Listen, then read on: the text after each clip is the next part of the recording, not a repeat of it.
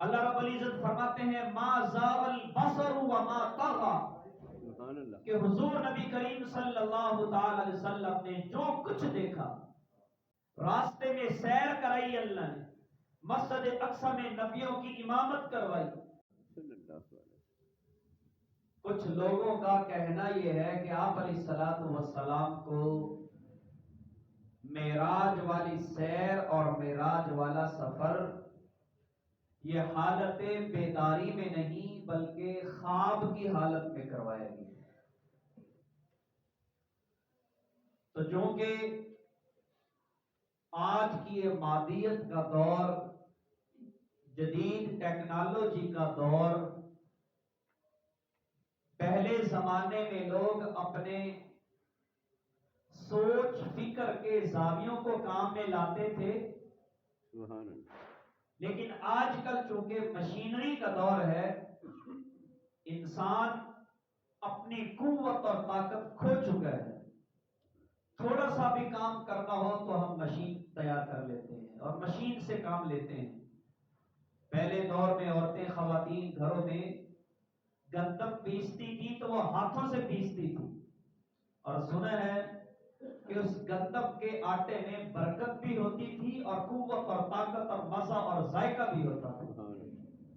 آج کل چونکہ مشین کا دور ہے، بجلی کی شعائیں مل رہی ہیں، اس آٹے کو اس میں برکت اور وہ لذت کہاں سے ہے؟ تو مشینری کا دور ہے۔ اس مشینری کے دور میں سوچنے کی طاقت نہیں رہی۔ جو بھی کروانا ہے اس کمپیوٹر سے پوچھنا، ہم نے کمپیوٹر کا کیا رہا ہے۔ آپ نے دیکھا ہوگا، جانتے ہیں، پہلے دور میں حکماء ہوتے تھے، حکیم سمجھدار لوگ، یعنی کوئی بھی پریشانی ہوتی تو ہم کوئی سیانہ لوگ تلاش کرتے تھے، یار کسی سیانے لوگ سے پوچھ لو، کسی سمجھدار آدمی سے پوچھو، کسی سیانے کو ملو۔ تو وہ سیانے اتنے سیانے اور سمجھدار اور ذکاوت کے پہاڑ ہوتے تھے کہ مریض کو یوں دور سے دیکھ کر اس کی نبض تو دور کی بات ہے، اس کی آنکھوں کے پلکوں کی حرکت کو دیکھ کر بتا دیتے کہ اس کو کیا مرض ہے اور اس کا کیا علاج ہے، دیکھ کر بتا دیتے تھے۔ اور آج کل پورا کا پورا آدمی وہ مشین میں سے گزار دیا جاتا ہے، وہ مشین بھی پھر جھوٹی بات بتاتی ہے، ہوتا وہ کچھ ہے مریض کو اور بتاتی وہ مشین کچھ اور ہے۔ یہاں پورا آدمی، کیا بولتے ہیں اس کو، ایم آئی آر، پتہ نہیں کیا بولتے ہیں، پورا آدمی گزار دیا مشین سے، مشین پھر بھی جھوٹا اور غلط رزلٹ بتا رہی ہے۔ یہاں سیانے آدمی کوئی ٹچ نہیں، کوئی تار نہیں لگائی، کچھ بھی نہیں لگایا، ایک نظر یوں دیکھا ہے، دیکھ کر بتا دیتے تھے کہ اس آدمی کو کیا مرض ہے۔ تو اس اعتبار سے اعتراض کرنا بنتا ہے۔ کچھ لوگ کہتے ہیں کہ حضور نبی کریم صلی اللہ علیہ وسلم کو معراج کا سفر حالت بیداری میں نہیں، خواب کی حالت میں ہوا ہے۔ آئے اللہ کے قرآن سے پوچھتے ہیں۔ سبحان اللہ۔ اللہ رب العزت فرماتے ہیں ما زاغ البصر وما طغى، سبحان اللہ، کہ حضور نبی کریم صلی اللہ تعالی علیہ وسلم نے جو کچھ دیکھا، کیا دیکھا وہ آگے آ رہا ہے۔ سبحان اللہ، جو کچھ بھی دیکھا، مسجد حرام سے مسجد اقصی تک کا سفر کیا، راستے میں سیر کرائی اللہ نے، مسجد اقصی میں نبیوں کی امامت کروائی اور ایک ایک آسمان پر مکمل طور پر سیر کروائی، پھر سدرۃ المنتہا پر سفر، عرش معلیٰ پر سفر، ثم دنا فتدلی، اللہ کے قریب یوں بیٹھے۔ سبحان اللہ، اللہ کا قرآن کہتا ہے ما زاغ البصر وما طغى، سبحان اللہ، کہ نبی پاک صلی اللہ تعالی وسلم کی آنکھ مبارک نے جو دیکھا وہ اچھا دیکھا اور دیکھنے میں تجاوز بھی نہیں کیا اور بالکل صحیح اور درست دیکھا۔ سبحان اللہ، یہاں قرآن کریم آنکھ کا نام لے رہا ہے، ما زاغ البصر، بصر عربی زبان میں آنکھ کو کہتے ہیں۔ انسان کی سر والی آنکھوں کو بصر اور بصارت کہا جاتا ہے، بصیرت نہیں کہا، بصارت کا لفظ استعمال کیا ہے۔ قرآن پاک کہتا ہے ما زاغ البصر، حضور نبی کریم صلی اللہ علیہ وسلم کی آنکھ نے جو دیکھا وہ صحیح اور حق دیکھا ہے۔ سبحان اللہ حق چنانچہ ثابت ہوا کہ نبی پاک صلی اللہ علیہ وسلم کو معراج ہوا وہ حالت بیداری میں، اور اس جسد خاکی کے ساتھ ہوا ہے، اسی جسم کے ساتھ، اسی دنیا والی آنکھ کے ساتھ اللہ رب العزت کے ساتھ شرف ملاقات ہوئی۔ سبحان اللہ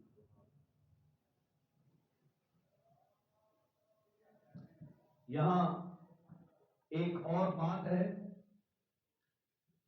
ابو جہل نے جب یہ سنا کہ حضور نبی کریم صلی اللہ تعالی علیہ وسلم نے راتوں رات سفر کرنے کا دعویٰ کر دیا، اور ابو جہل گلیوں میں نکلا، محلوں میں نکلا، شہر کی گلیوں میں گیا اور یہ کہنے لگا کہ دیکھو آج سے پہلے بھی بڑے دعوے کیے، آج ایک نیا دعویٰ کر دیا۔ کہنے لگا کہ میں راتوں رات سفر کر کے آیا ہوں۔ تو سب سے پہلے تصدیق کس نے کی؟ سیدنا ابو بکر صدیق رضی اللہ تعالی عنہ۔ سبحان اللہ یہاں پر ایک بات بتانا چاہتا ہوں، ایک ہوتا ہے سفر اور ایک ہوتی ہے سیر، دونوں میں فرق ہے۔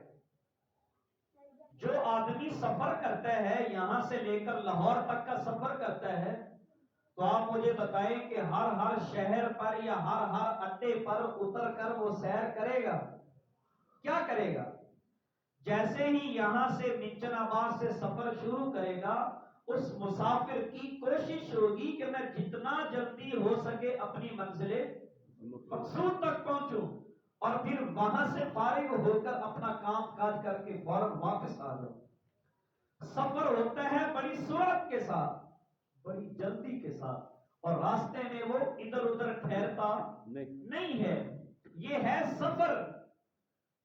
قرآن مجید نے یہ نہیں کہا کہ سبحان الذی اسفر یا سفر، کہ پاک ہے وہ ذات جس نے حضور نبی کریم صلی اللہ تعالی وسلم کو معراج کا سفر کروایا۔ سبحان اللہ یہاں سیر کا لفظ آیا ہے، ہم سیر کی نیت سے نکلے تو کیا کریں گے؟ سبحان اللہ جو بھی چیز آئے گی فوراً ڈرائیور کو آدمی کہتا ہے خیر میں یہاں اتر کر تھوڑی سی سیر کر لیجیے۔ راستے میں جو شہر آئے گا اس شہر کا تفصیلاً پہلے مطالعہ کیا جائے گا، اس شہر کی سیر کی جائے گی، اس شہر کی مشہور جگہ آدمی دیکھتا ہے، مشہور چیزیں کھاتا ہے، مشہور جگہوں کی سیر کرتا ہے، پھر اگلا شہر آئے گا اچانک سے پھر رکیں گے، وہاں سیر کریں گے، تفصیلاً مطالعہ کر کے زمین کا سفر کر کے پھر آگے جائیں گے۔ ملاقاتیں بھی ہوتی ہیں، سفر بھی ہوتا ہے، کھانا پینا بھی ہوتا ہے، پھر اگلے منزل پر جانا ہوتا ہے۔ یہاں قرآن پاک نے فرمایا سبحان الذی اسرا۔ مسلمانوں، ختم نبوت کے صدقے آج میں ایک عجیب نکتہ آپ کو دینا چاہتا ہوں۔ ابو جہل نے کہا کہ حضور نبی کریم صلی اللہ تعالی علیہ وسلم اتنی جلدی میں رات کے تھوڑے سے حصے میں اتنا سفر کیسے کر لیا؟ قرآن مجید کہتے ہیں ارے پاگل، میرے محبوب نے سفر نہیں کیا بلکہ سیر کی ہے۔ سبحان اللہ کیا کی ہے؟ سیر سیر کی ہے۔ اگر رات کے تھوڑے سے حصے میں اتنا کچھ دیکھ لیا میرے محبوب نے، اگر سفر کرتے تو اور بھی تیزی سے کرتے۔ سبحان اللہ سبحان اللہ یہاں سفر نہیں ہے بلکہ سیر ہے۔ میرے پیارے حبیب صلی اللہ علیہ وسلم کو اللہ نے سیر کروائی۔ آئے دیکھتے ہیں سیر کیسی کی۔ حضور نبی کریم صلی اللہ علیہ وسلم براق پر بیٹھے، سفر شروع ہوا، راستے میں دیکھا جبرائیل امین نے ایک جگہ روکا آپ صلی اللہ علیہ وسلم کو کہ اے محبوب یہاں اتریے اور اس مقام پر 2 نفل شکرانے کے پڑھیے۔ حضور نبی کریم صلی اللہ علیہ وسلم نے اس جگہ پر 2 رکعت نفل صلاۃ الشکر پڑھے۔ جیسے ہی نماز سے فارغ ہوئے، اے اللہ کے رسول کیا جانتے ہیں کہ یہ کون سی جگہ ہے؟ اللہ کے محبوب صلی اللہ علیہ وسلم نے فرمایا اللہ ہی جانتے ہیں یہ کون سی جگہ ہے۔ جبریل امین نے اللہ کے حکم سے بتایا کہ اے محبوب یہ وہ جگہ ہے جہاں آپ آگے آنے والے دور میں آپ ہجرت کریں گے جس کو یثرب کہا جاتا ہے، یہ وہ یثرب کا مقام ہے، یا آج کل جس کو آپ مدینہ منورہ کہتے ہیں، اے اللہ کے رسول یہ یثرب جگہ ہے، یہاں آپ ہجرت کریں گے یہاں پر، اس لیے اللہ رب العزت نے آپ سے 2 رکعت نفل پڑھوائی۔ سبحان اللہ۔ براق پر دوبارہ سفر شروع ہوا، سفر چل رہا ہے، دوبارہ آپ علیہ الصلوۃ والسلام سے عرض کی گئی اللہ کے رسول یہاں بھی اتریے اور یہاں پر 2 رکعت نفل پڑھیے۔ آپ صلی اللہ تعالی علیہ وسلم نے 2 رکعت نماز نفل صلاۃ الشکر پڑھی اور پوچھا گیا اللہ کے رسول یہ کون سی جگہ ہے؟ بتایا مجھے نہیں معلوم۔ جبریل امین نے اللہ کے حکم سے بتایا کہ اے اللہ کے رسول یہ وہ جگہ ہے مدین کی جہاں پر حضرت شعیب علیہ السلام کا مسکن تھا، یہاں حضرت شعیب علیہ السلام رہا کرتے تھے، یہ ان کی جگہ ہے۔ یہاں پر بھی اللہ رب العزت نے حضور نبی کریم صلی اللہ تعالی وسلم کو 2 رکعت نفل نماز پڑھنے کی۔ سبحان اللہ۔ دوبارہ بیٹھے، سفر شروع ہوا، پھر ایک جگہ جبریل امین نے عرض کیا اللہ کے رسول یہاں پر بھی 2 رکعت نماز نفل پڑھے۔ 2 رکعت نماز نفل پڑھی، پوچھا اللہ کے رسول یہ کون سی جگہ ہے؟ فرمایا اللہ ہی بہتر جانتے ہیں۔ حضور نبی کریم صلی اللہ تعالی وسلم کو بتایا گیا کہ یہ وہ جگہ ہے جہاں پر حضرت موسیٰ علیہ السلام کھڑے ہو کر اللہ سے ملاقات کیا کرتے تھے، سبحان اللہ۔ اللہ سے ہم کلام ہوا کرتے تھے، یہ وہ جگہ ہے۔ سبحان اللہ۔ ایک اور جگہ پر اتارا، عرض کیا اللہ کے رسول یہاں پر بھی نفل پڑھے، وہاں پر بھی نفل پڑھے، اور بتایا گیا کہ یہ وہ بیت اللحم ہے، بیت اللحم مقام ہے، وہاں پر آپ علیہ السلام کو نفل پڑھائے گئے۔ بتایا گیا کہ یہ وہ جگہ ہے جہاں پر حضرت عیسیٰ علیہ السلام کی ولادت ہوئی تھی، یہاں پر بھی 2 رکعت نفل پڑھے۔ سبحان اللہ۔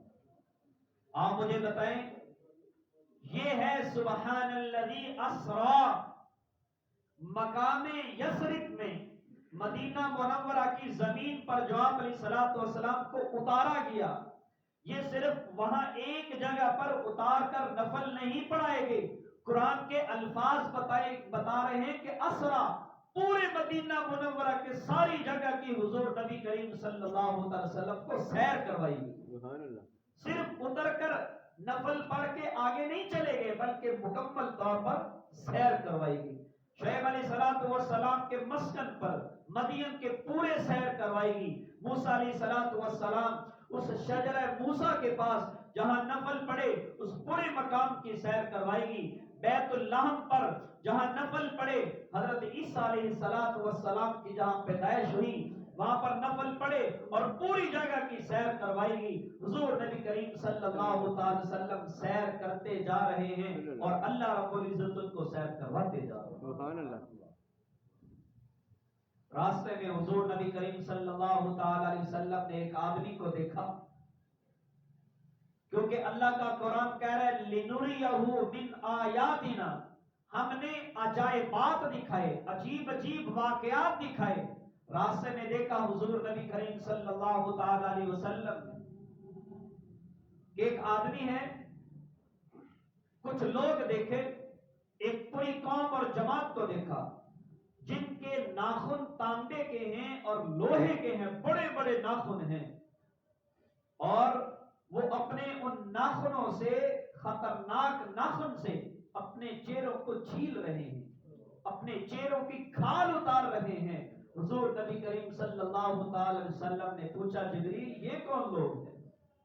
حضور نبی کریم صلی اللہ تعالی وسلم کے پوچھنے پر بتایا گیا اے اللہ کے رسول یہ جو ناخنوں سے اپنے چہروں کو چھیل رہے ہیں، اپنے آپ کو عذاب دے رہے ہیں، یہ جب سے مرے ہیں تب سے اسی طرح یہ اپنے آپ کو عذاب دے رہے ہیں۔ اے اللہ کے رسول یہ وہ لوگ ہیں جو دنیا میں رہتے ہوئے ایسی زندگی گزارتے تھے کہ جہاں بھی جاتے تھے یہ لوگوں کی غیبت کرتے تھے اور لوگوں کی عزت کی آبرو ریزی کرتے تھے، جہاں بھی بیٹھتے تھے یہ لوگوں کی غیبت کرتے تھے، بیٹھ کر آپس میں ایک دوسروں کے ساتھ حسد کی باتیں کرتے تھے۔ یہ وہ لوگ ہیں جو دنیا میں اس غلط کام کی وجہ سے اللہ پاک ان کو عذاب دے رہا ہے اور قیامت تک ان کو عذاب ملتا رہے گا۔ یہ حضور نبی کریم صلی اللہ علیہ وسلم نے راستے میں سفر شروع ہوا، راستے میں ایک اور مقام پر دیکھا کہ ایک بہت بڑی نہر چل رہی ہے اور اس نہر میں ایک آدمی تیر رہا ہے اور نہر میں تیرتے ہوئے پتھر کھا رہا ہے. پتھر پیٹ میں پتھر جاتا ہے اور وہ پتھر گل جاتا ہے، پھر دوسرا پتھر کھاتا ہے، بار بار پتھر کھا رہا ہے اور پتھر بھی جہنم کے پتھر جن کے بارے میں قرآن مجید میں آتا ہے یا ایھا الذین آمنوا قوا انفسکم واہلیکم نارا وقودھا الناس والحجارہ، کہ اپنے آپ کو، اپنے بیوی بچوں کو، اپنے گھر والوں کو اس جہنم کی آگ سے بچائیں جس جہنم کی آگ کا ایندھن لوگ ہوں گے اور پتھر ہوں گے. آج ہم اپنے دنیا کے چولہے میں کون سی آگ جلاتے ہیں؟ لکڑی کی آگ جلاتے ہیں. اللہ کی قسم 3 منٹ یا 2 منٹ اس کے اوپر یوں ہاتھ دور سے رکھ لے تو ہاتھ رکھا نہیں جاتا. یہ جہنم کی آگ ہے جو پتھروں سے دھوکائی جا رہی ہے، پتھروں سے بنائی جا رہی ہے، پتھروں سے ان کو بہکایا جا رہا ہے. حضور نبی کریم صلی اللہ تعالی وسلم نے دیکھا کہ نہر میں آدمی تیر رہا ہے اور وہ جہنم کے پتھر کھا رہا ہے. حضور نبی کریم صلی اللہ تعالی وسلم نے پوچھا جبریل یہ کون لوگ ہیں، یہ کون آدمی ہے؟ اے اللہ کے رسول یہ وہ آدمی ہے جو دنیا میں سود کھاتا تھا. کیا کھاتا تھا؟ سود کھاتا. میرے دوستو پورا معاشرہ اس وقت ہمارا سود پہ چل رہا ہے. یہ بیماری کیسے ختم کرے گا؟ سود کھانے والے کے بارے میں اللہ کا قرآن بول اٹھا کہ جو آدمی سود کا 1 ٹکا کھاتا ہے وہ ایسے ہے جیسے اللہ کے ساتھ اعلان جنگ کر رہا ہے. اور سود کھانے والے کے بارے میں اللہ کے پیارے حبیب صلی اللہ تعالی وسلم نے ارشاد فرمایا کہ جو آدمی سود کھاتا ہے یہ اتنا بڑا گناہ ہے، میں کانوں کو ہاتھ لگا کر وہ بتا رہا ہوں، جو آدمی سود کھاتا ہے اللہ کے پیارے حبیب صلی اللہ تعالی وسلم نے ارشاد فرمایا کہ اپنی سگی ماں کے ساتھ وہ منہ کالا کرتا. اللہ ہمیں اس لعنت سے بچائے. آمین کہہ دیں. اللہ پاک ہمیں اس لعنت سے بچائے، اس بہت بڑی لعنت سے اللہ پاک ہماری نسلوں کی حفاظت فرمائے. اتنا بڑا گناہ اللہ سے اعلان جنگ کیوں بلا؟ وہاں پر بھی ایسے لوگ تھے جو کہتے تھے کہ زکات دینے سے مال کم ہو رہا ہے، مال میں کمی آ رہی ہے. اللہ کا قرآن بول اٹھا عقل کے اندو زکات دینے سے، اللہ کے راستے میں خرچ کرنے سے مال میں کمی نہیں آتی. ویربی کے الفاظ ہیں. اللہ پاک کا قرآن کہتا ہے کہ زکات دینے سے مال میں کمی نہیں، مال میں بڑھوتری آتی ہے. کیونکہ اللہ کا وعدہ ہے جو اللہ کے راستے میں 1 روپیہ دیتا ہے اللہ کتنے واپس دیتا ہے؟ 10. بول رہے کہیں 10 کے الفاظ ہے، کہیں 70 کے الفاظ ہے. یہ عرب ہمارے پاس بیٹھے ہیں، ان سے پوچھیں عرب میں 70 کا لفظ کثرت کے لیے استعمال ہوتا ہے. جیسے ہم کہتے ہیں تینوں شرم نہیں آتی، میں تینوں 70 والی یہ کام آخ ہے. ہم 70 بار کہتے تو نہیں نا، اس کا مطلب ہوتا ہے میں نے آپ کو بار بار کہا ہے. 70 سے زیادہ بھی ہوتا ہے. اور اللہ کا دوسرا مقام، اللہ کے قرآن کا دوسرا مقام بول اٹھا. اللہ نے فرمایا جو آدمی اللہ کے راستے میں خرچ کرتا ہے 10 نہیں 70 نہیں، واللہ یضاعف لمن یشاء، میں اپنی شان کے مطابق بڑھا چڑھا کر اس کو واپس کرتا ہوں. یہی لوگ تھے جنہوں نے اپنی جانیں اللہ کے راستے میں دے دی، اپنا مال اللہ کے راستے میں دے دیا. اللہ نے پھر ان کے گیت گائے ان اللہ اشتری من المؤمنین انفسهم واموالهم بان لهم الجنہ، کہ یہ وہ صحابہ ہیں، میرے حبیب کے وہ صحابہ کی جماعت ہیں جنہوں نے اپنا مال دے کر جنت خرید لی، اپنی جان دے کر جنت خرید لی. صحابہ کرام نے اگر اپنا مال اور جان دے کر جنت خریدی ہے تو میرے دوستو ہمارے لیے کون سا سودا سے ہم بھی ایسا کام کریں. چنانچہ بتایا گیا کہ یہ وہ آدمی ہے جو سود کھاتا ہے. چنانچہ پھر سفر ہوا. حضور نبی کریم صلی اللہ تعالی علیہ وسلم نے ایک جگہ پر دیکھا تو چند لوگ پھر رہے ہیں اور وہ تخم ریزی کرتے ہیں، یعنی ہل چلاتے ہیں اور ہل چلا کر زمین میں بیج ڈالتے ہیں، اور زمین میں جیسے ہی بیج ڈالتے ہیں وہ فوراً کھیتی اگتی ہے، اس کھیتی پر پھول لگتے ہیں، پھول لگنے کے بعد اس کے اوپر دانے لگتے ہیں، اور وہ لوگ ایک ہی دن میں کھیتی ہل چلا کر بیج ڈال کر کھیتی بڑی ہوتی ہے، اس کو کاٹ بھی لیتے ہیں اور پھر دوبارہ وہاں پر کھیتی لگا دیتے ہیں۔ سبحان اللہ۔ یعنی عجیب بات ہے نا، ایک ہی دن میں بیج ڈالا اور اسی دن میں وہ کھیتی بڑی ہو جائے۔ مثلا گندم ہے، گندم کا بیج لگایا تو ہمیں تو 6 مہینے لگ جاتے ہیں، لیکن وہ ایک ہی دن میں بیج لگاتے ہیں اور فوراً کھیتی بڑی ہو جاتی ہے، وہ اس کو کاٹ لیتے ہیں اور کھانا شروع کر دیتے ہیں۔ یہ عجیب بات دیکھی، اللہ کے رسول صلی اللہ تعالی وسلم نے پوچھا جبریل یہ کون لوگ ہیں؟ جبریل امین نے عرض کیا اللہ کے رسول یہ وہ خوش نصیب لوگ ہیں جو اللہ کے راستے میں جہاد کرنے والے ہیں، جو اللہ کے راستے میں جہاد کرنے والے ہیں۔ فرمایا پوچھا یہ کیسا؟ یہ بات سمجھ میں نہیں آئی۔ اس کو مفسرین محدثین نے کھولا ہے کہ مجاہد جب اللہ کے راستے میں لڑتا ہے، زخم کھاتا ہے، اپنی جان آفرین کے حوالے پیش کرتا ہے، تو اللہ پوچھتا ہے اے مجاہد آپ نے جنت میں ہر نعمت دیکھی، ہر نعمت استعمال کی، کیا کوئی کمی محسوس کی ہے؟ تو نمازی، زکات دینے والا، روزے رکھنے والا جنتی جنت میں کہتا ہے پروردگار یہاں مجھے کسی اور نعمت کی کوئی ضرورت نہیں، صرف ایک مجاہد کھڑا ہوتا ہے اللہ کے راستے میں جہاد کرنے والا، وہ کھڑا ہوتا ہے کہتا پروردگار آپ کی جنت میں نے ہر میوہ استعمال کیا، ہر نعمت استعمال کی، پروردگار مجھے وہ مزہ نہیں آ رہا جو مزہ مجھے آپ کے راستے میں بم اور گولی کھا کر جو مزہ آیا تھا وہ آپ کی جنت میں بھی مزہ نہیں آ رہا۔ وہ ذائقہ کتنا اچھا ہوتا ہے۔ پروردگار بس ایک مرتبہ مجھے دوبارہ دنیا میں بھیج دے تاکہ میں دوبارہ آپ کے راستے میں آپ کے کلمے کے لیے دوبارہ دشمنوں سے لڑوں، اور لڑتے لڑتے دوبارہ مجھے گولی لگے، دوبارہ مجھے تلوار کا وار لگے، دوبارہ میں آپ کے راستے میں شہید ہوں اور وہ ذائقہ دوبارہ میں چکھوں۔ تو یہ جو بار بار کھیتی اگاتے ہیں پھر کاٹتے ہیں، پھر اگاتے ہیں پھر اکاٹتے ہیں، یہی اللہ کے رسول صلی اللہ تعالی وسلم نے ارشاد فرمایا لَوَدِدْتُ أَنْ أُقْتَلَ فِي سَبِيلِكَ ثُمَّ أُحْيَا ثُمَّ أُقْتَلْ ثُمَّ أُحْيَا ثُمَّ أُقْتَلْ۔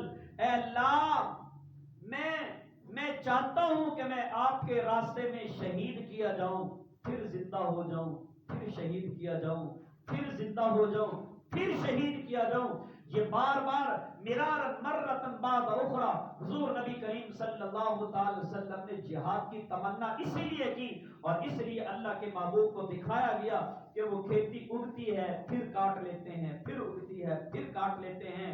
فرمایا کہ یہ وہ لوگ ہیں جو اللہ کے راستے میں جہاد کرنے والے ہیں۔